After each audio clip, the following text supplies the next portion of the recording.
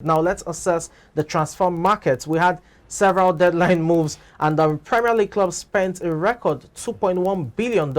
You also had Nottingham Forest making a record 21 signings. Now, for people, they do not understand, some of these moves. You need to understand that for Nottingham Forest, they lost several players, from last season, and they also had players that they loaned. About 7 of their players last season were on loan to the club, so they needed to replace those players that were on loan and return to their parent clubs.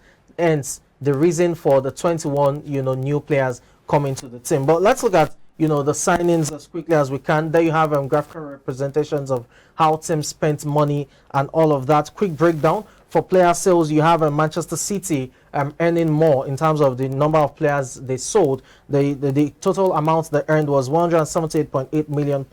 You had Brighton Hove Albion, earning £115.3 million, courtesy of Cucurella's, massive signing sale rather to Chelsea. Leeds United earned £105 million. Leicester City earned £75.9 million. Surprisingly, of that £75.9 million Leicester City earned, they spent only £15 million to get freights from the French League on runs precisely at the very last minute of the transfer window. Quite shocking. Wolverhampton Wanderers also earned $60.2 million. For clubs who spent money, you had Chelsea spending the most, £278.4 million. Manchester United second with £227.4 million. West Ham United with £179.2 million. Spurs spent £172 million. Nottingham Forest, I said earlier, made 21 signings and they spent £157.3 million. Manchester City, £128.8 million. You had Newcastle United spending £123 million and Arsenal, £121.5 million. The CHAN 2023 qualifiers, that's the home African Cup of Nations for teams based or players based at their respective countries or the continent as it were.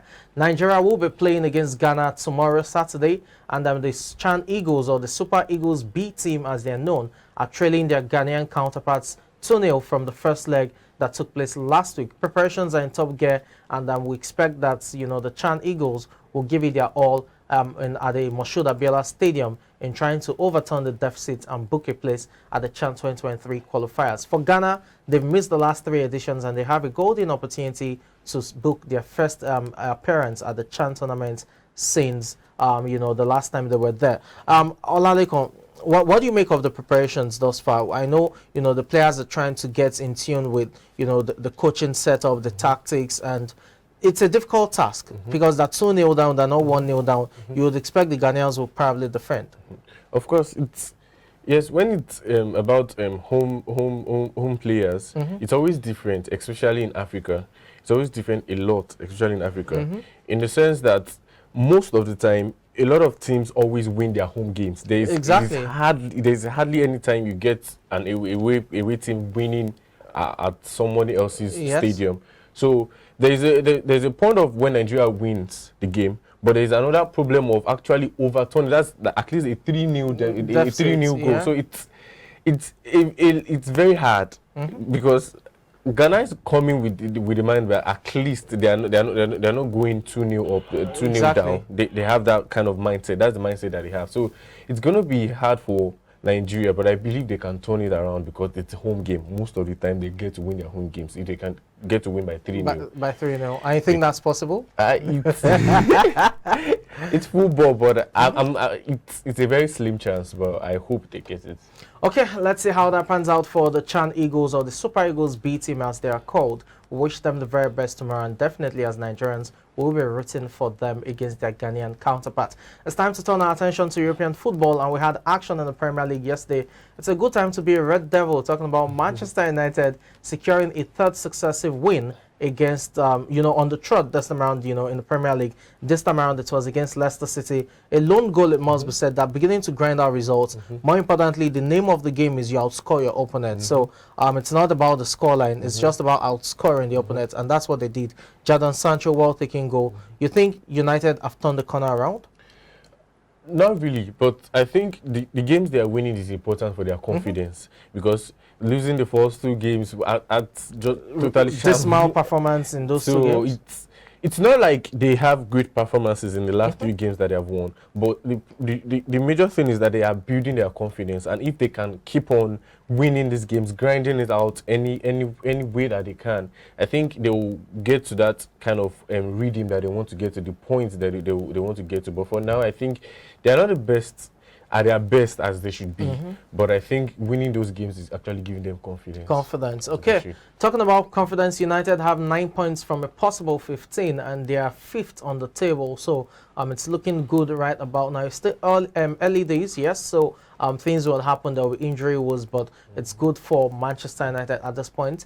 For Leicester City, well, they are rooted at the bottom of the table with a solitary point from 5 games. And for Brendan Rodgers, the frustration is clear. Speaking after the match, talked about the lack of signings. It's quite surprising what's happening at Leicester City in terms of recruitment, for the summer window we just, closed a few hours ago. Well, let's move away from there now and preview some matches, talking about matches we should expect over the weekend, even as we hit home coast on the show. We'll start with the Merseyside derby. That will be an interesting one. Everton still seeking their first win against the Liverpool team that is trying to grind out results and turn a corner around, having started, the season without a win in their first 3 games. Everton at home at Goodison Park. You think Frank Lampard's men can get it done against Liverpool? I'm not seeing that happen. I think it's another 3 points for Liverpool. It's going to be a tough game. But Liverpool has, I think, in their last game, they were able to grind out the results. It was very, very difficult for them. But that was Newcastle, yes, quite a formidable side. Comparing to Everton, Everton is not in form. They don't have a best of players to compete with as they should, probably as they should last season. They have likes of Richarlison going out. I think Calvert-Lewin is injured. Yes. So I don't see them winning that game. And Liverpool has, I think, Jota is back for them. They have Fabio back and is in form. All of their players are picking up gradually as they should. Nunes also is back. So, Firmino as well. Firmino is, so I don't see Everton even having a draw in that match. Okay, let's see how that pans out for them. It will be intriguing to see. For Liverpool, they need the wins as well. Remember, they have 8 points from 5 games, and at this point in time, they're 5 points behind their title rivals, defending champions Manchester City, and they're 7 behind Arsenal, the table toppers at this point. So it will be intriguing to see how Jurgen Klopp's men reacts to the grinded results against Newcastle. Well, let's move away from there now and talk about Chelsea, another club that is struggling. Inconsistent, it must be said. Chelsea Football Club against West Ham United, another derby. Now, this is definitely not a good sign. Remember, the first derby this season for Chelsea was against Tottenham Hotspur. That ended 2-2. Yes, you want to question the officiating, but they couldn't get a win there. The next derby was against Leeds United away from home. That was a dismal performance that led to that humiliating defeat 3-0. This time around, another derby. You think against West Ham United, they would improve? Because West Ham seemingly are also on the ascendancy. It's going to be a very difficult game for them. Because I know they have Aubameyang coming in, but I think he has some injuries and will be playing for, I don't know, maybe a week or 2 weeks for them. So obviously he's out. We have Havertz, who is not in form. Mount is not in form. They have no clear-cut striker. No clear-cut strikers. So they have been struggling to score up front, having defenders score more goals than strikers. So it's a kind of problem that I don't know how they can manage it. But I think West Ham also has this. They just started. They've been losing for some time. I think they just started picking up. So it's going to be a difficult game. I see it as a draw. Okay. That's why I see it as a draw. Okay, let's see how that pans out. It will be intriguing. Hopefully the referee isn't the center of attraction in that sense, but the game itself. Well, let's move to Spanish La Liga now, and defending champions Real Madrid will be playing their 4th game of the season, but their first at home. It must be said their first 3 games of the season were away matches from Celta Vigo to Almeria, all the way to Espanyol, and they won all 3. So they're seeking a 4th successive win, and it will be their first win, at home. Against Real Betis, you think it's a straightforward win? Benzema probably adding more to his tally? Or is it course, something different? No, of course, the Real Madrid is in a very, very good form since last season. Very, very good form.